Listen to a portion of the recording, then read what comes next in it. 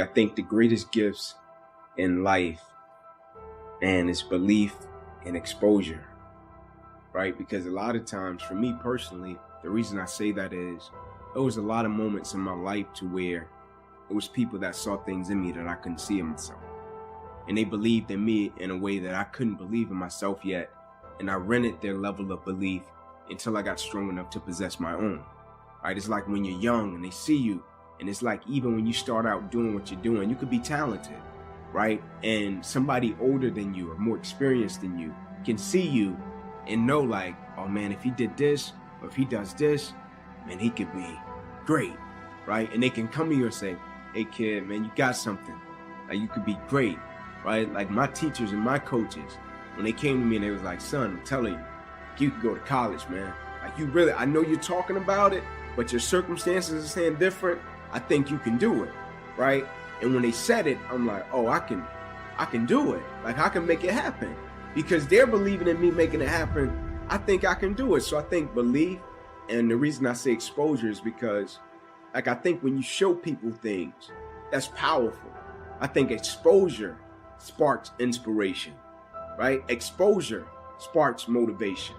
Like when I was coming up in that 2-bedroom house with all those people, and I went to the other side of town with my coach, and he was like, no, you don't have to live like that, Ink. You can live a normal life, right? It changed my whole mindset. And my mindset can never go back to the way that it once was because I have been exposed to something different, to something new.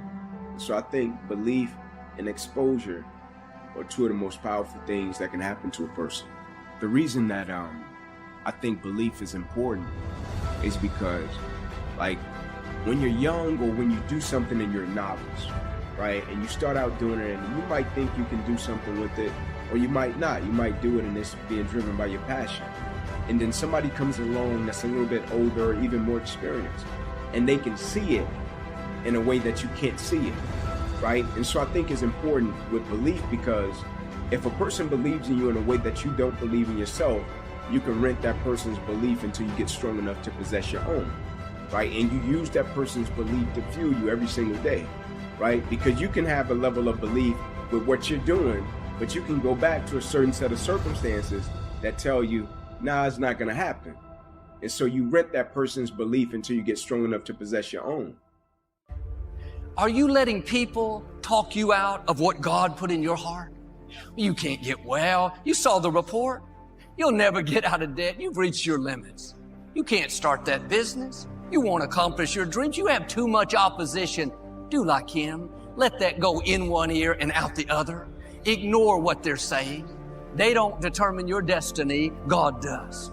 But if Barnabas would have been passive and indifferent, thought, hey, I'm blind, it's just a bad break, he wouldn't have received his sight. He had this passion, this fire on the inside that said, this is your day. This is your time. He rose up and took that step of faith. If you're going to see what you're believing for, you have to be willing to do what other people won't do. Other people may not believe when it looks impossible. Other people may settle where they are. They may get discouraged, tell you, don't bother praying, don't bother believing, no use getting your hopes up, you're wasting your time. You have to do like Barnabas and say, God, this looks impossible, but I know you can do the impossible. The odds are against me, but God, I know you are for me. Well, I put in 3 applications. All 3 companies turned me down. I don't think I'll ever find a job. I say this respectfully, you don't want it bad enough. Well, I dated 2 girls. Both of them told me I wasn't their type. I don't think I'll ever get married. You don't want it bad enough. There are several million other girls out there. Well, I want to get well, but the medical report says I'm not going to make it. When the odds are against you, you have to want it on a new level. How bad do you want to get out of debt? Bad enough to not buy things you can't afford? Bad enough to not try to keep up with your friends? Bad enough to honor God by tithing your income? How bad do you want that promotion? Bad enough to get to work early? Bad enough to do more than what's required? bad enough to take that online course to sharpen your skills? I don't want to take another course. I don't want more work. I just want the promotion. You don't want it bad enough. You have to stand out in the crowd. You're wasting a bunch of percentage here. We have 80 more percent that we're not tapping into, because in this other 80% is suffering, pain, failure, self-doubt, darkness, and then a whole bunch of light. But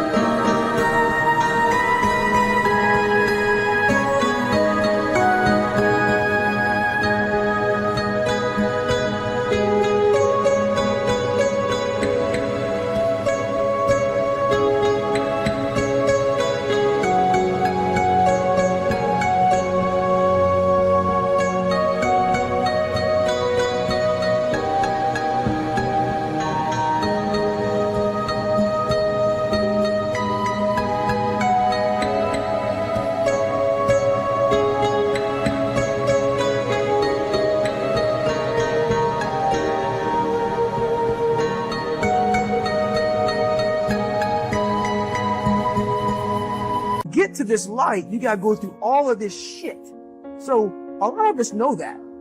We know, yeah, I can get over here, but over here, man, this is much better, because I gotta go through this journey that is not fun. This from 20 to 100%, this shit in between is not fun.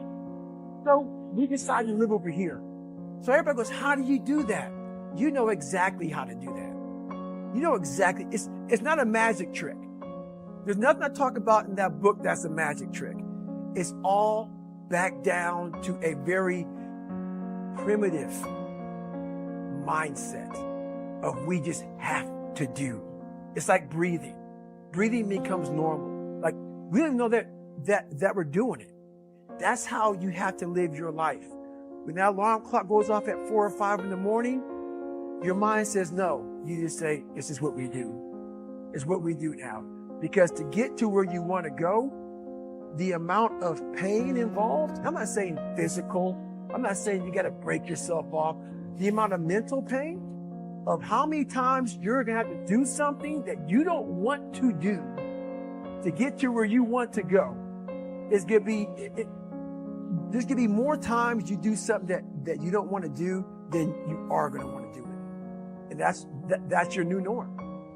What is in us, we have no idea until we start trying hard. And I mean really trying hard, when you're obsessed with, hey, this is my new norm. My new norm is that, wow, this isn't always fun. We give names like English Channel, like Atlantic, to what is actually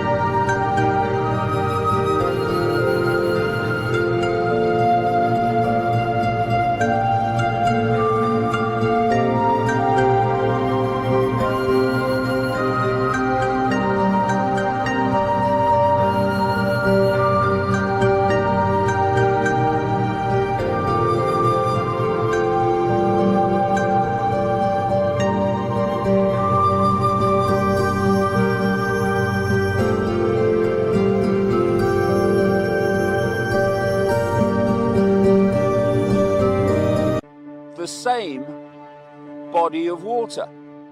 Pacific, same. Indian Ocean, same. South China Sea, same. All these different names when everything is one ocean, one sea. And so it is with the human race.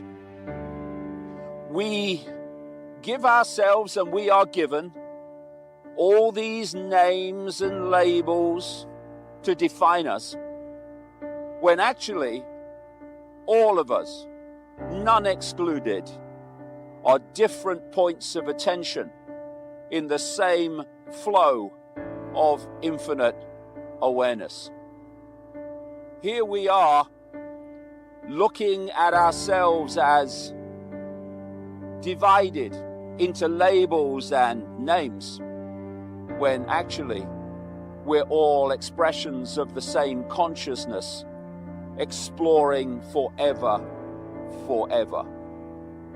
The names, the labels, are just brief experiences, as human is a brief experience for the consciousness that is having those experiences.